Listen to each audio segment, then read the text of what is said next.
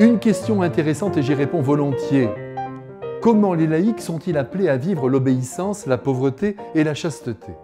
Vous reprenez là des catégories qui regardent la vie religieuse, active ou contemplative, pourquoi pas. Cependant, ne vous laissez pas enfermer dans ce modèle comme si toute la vie se jouait à travers ces trois vertus.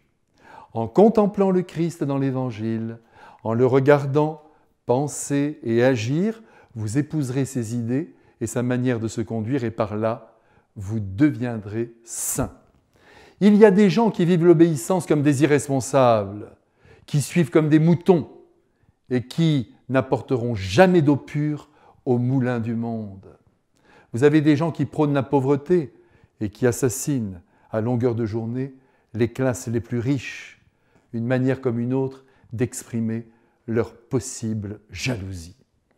Vous avez des gens qui vivent ou qui invitent à la chasteté, mais qui sont froids comme des glaçons, incapables de donner un geste de tendresse.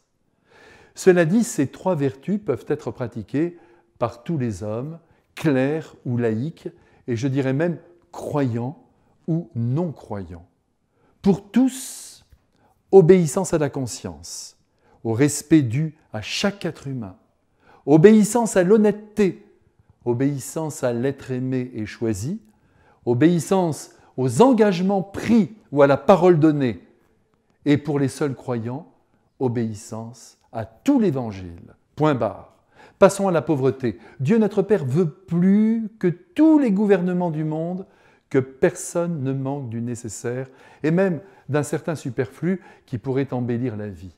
Donc la pauvreté ne doit pas être recherchée pour elle-même, mais plutôt l'esprit de partage et la mise à mort de toute radinerie.